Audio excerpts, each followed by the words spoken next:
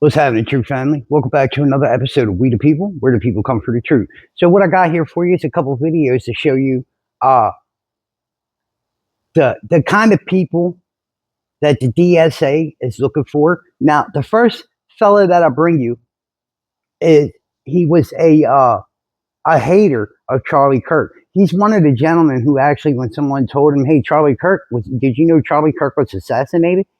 Oh, he flipped out. And wait till you see his response.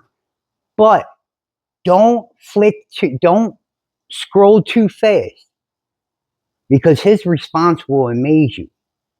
But it's the people with this type of mindset before they actually get to know a real conservative and know the kind of people that we really are, not just paint a distorted, stereotypical uh, defamation of character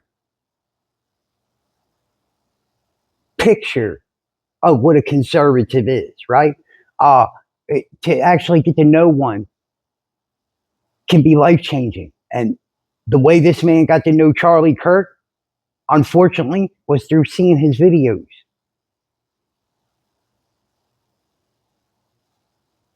Sometimes we get to know things when it's too late.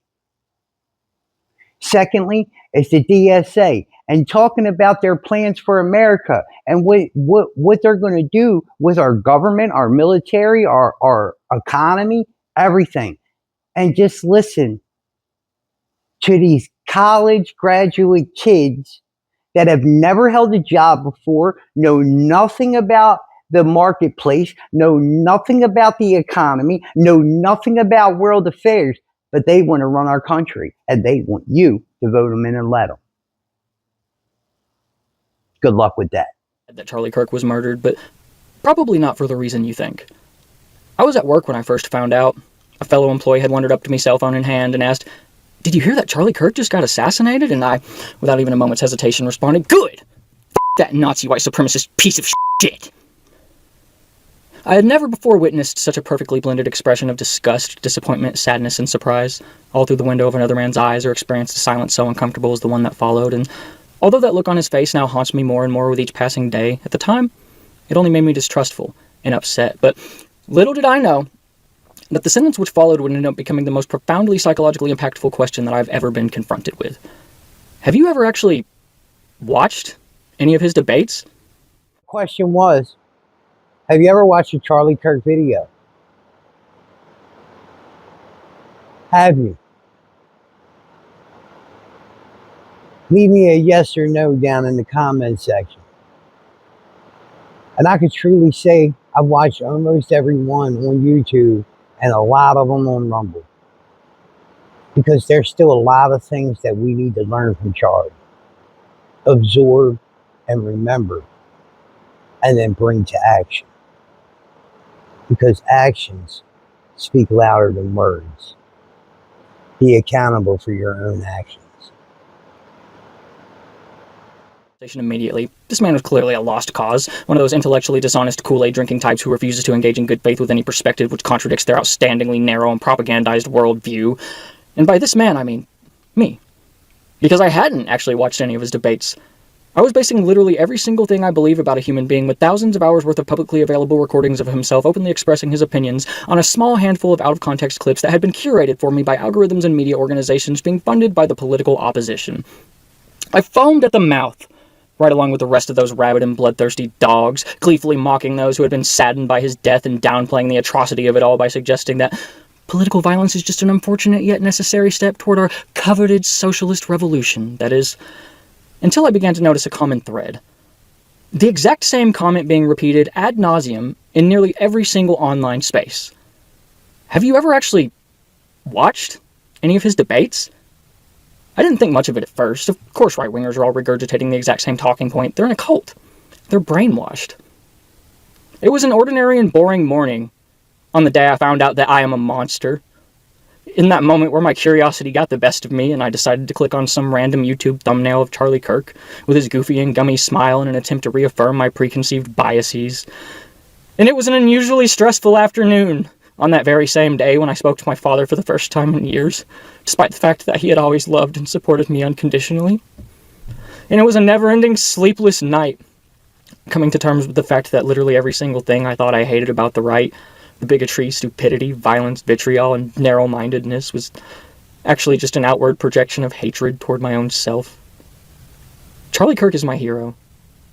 He opened my eyes to the cruel and manipulative nature of our political media, brought my family back together, and taught me how to love again. And to anyone who takes issue or offense with that, I'm going to do exactly what he would have done, and challenge you to answer a simple, honest, and straightforward question. Have you ever actually watched any of his debates? Each and every one of you to join us for this important discussion about what socialism is, the history of socialism, and what a socialist revolution could look like in the United States. Because the main thing that we talk to with all members, with the Action Network, and with our communities is how do we actually achieve it? A foundational step in the socialist reconstruction of society would be the creation of a new constitution. The new socialist government will take possession of all the existing capitalist banks and create one People's Development Bank. The Electoral College would be abolished.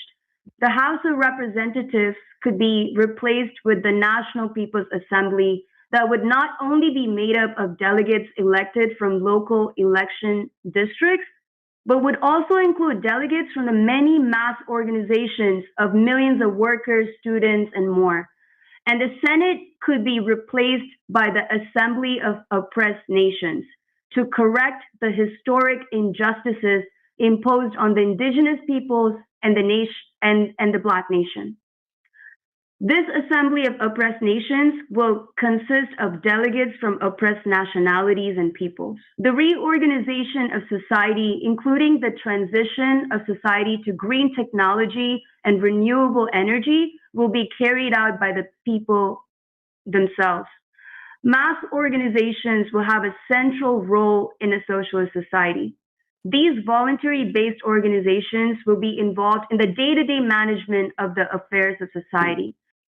So the reorganization of housing under socialism has to do with the rational distribution of this abundance created by capitalism, but is being held hostage by the capitalist class. Now, some in the socialist movement want to distance themselves from the efforts of the hundreds of millions of people in the world, in the global south, to construct socialism over the past century, since 1917, when the first successful socialist revolution took place. But we in the PSL uphold both the achievements and the lessons of those socialist projects and see our efforts here today in the US as a part of that historical project. It's easy to condemn, but they made revolution and reorganized society on a socialist basis and have taken on all of the challenges that come with the reorganization of the political and economic system. The socialist government would move to shut down the over 800 US military bases across the world. We would bring the troops home and the US would be denuclearized. So a wave of revolutions would likely take place in the world if people win socialism here in the US. Socialist projects can actually advance beyond the first stage. So socialist reconstruction in the US is not only possible, but it's a historic responsibility to ourselves and the people of the world. Thank you so much. So let me start out by saying this. To the DSA, your time's ticking. It's coming soon. Morons on Donnie? Yeah, buddy. You're out of here. Nick Shirley's in your town for the fraud. You're donezo. To all my fellow Americans that feel that we lived on stolen land or that America is not for you, I want to encourage you to rethink that because we love you. You are an American. And we need to operate as a whole America. So we need to figure out a way to put our politics aside and start living like everyday Americans again. Get out there and have cookouts and invite your neighbor over. Don't worry about what their politics are. Invite your neighbor over and have a good time. Open the pool up, right? Now, I'm talking about when we get back to America, when all the illegal immigrants are gone out of our country and we can reopen and establish immigration legally again. Then we can start letting a certain number of immigrants over the border to get a green card every year. Secondly, we can also do the work visas for men and women that want to come here and work for periods of time. I'm good with that also. We need to do away with the HB1 visas and get the Indians out of our country. I know that's a little harsh to say, but I don't mean it in a racist manner. I just mean it as in the HB1 visa is used by mainly the Indian culture, and it's being abused. So we need to revoke all HB1s and get all of them out of our country. That's what I should have said. Because I don't want it to sound bigoted. It's not bigoted. I want America to get back to Americans, and then we can think about immigration. But until then, we need to lock the doors and get everybody out that don't belong here. And I just want to talk to my fellow Americans, and I want to say, man, get back to America. Bro, it can't be Americans against Americans, bro. We can't do it this way. We didn't do it this way before. We can't keep doing it this way. America's not going to survive that way.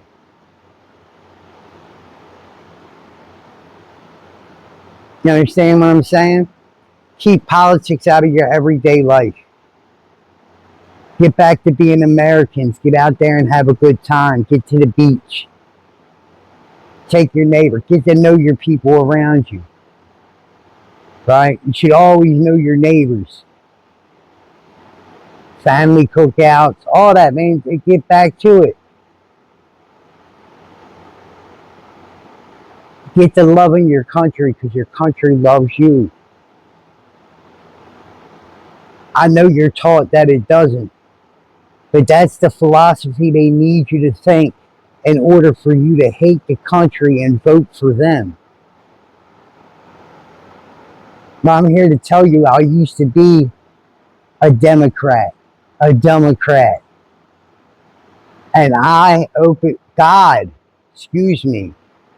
Christ opened my eyes, my spiritual eyes, my heart. He showed me that being a conservative man and loving your country and loving your people and loving your culture is not a bad thing at all. To love your nation, to believe in nationalism is not a bad thing. Yes, they like to tie it with Hitler. Hitler believed in nationalism. Yes, he did. But Hitler put racism, bigotry, and destruction mixed with it. That's not America. That's not America. We can show the people what true nationalism is. To love your nation because it has loved you. It has provided you with freedoms that no other country will provide you with. It has provided you with a home. It has taken care of your family from generation to generation. No matter how hard it's gotten, you've always had food on the table and clothes on your back. Always, no matter what. If it had to be you out there grinding, the government giving you something, or a neighbor looking out. God has always provided a way in America. And we should all, and I mean all, stand up and be grateful for that. And the immigrants that are here, that are collecting all these checks and all that, you should have been grateful. Your time's up. Thank you guys for watching. I love you guys, man. To my true family, hit that subscribe, like, and share. I'll see y'all on the next one. I'm out.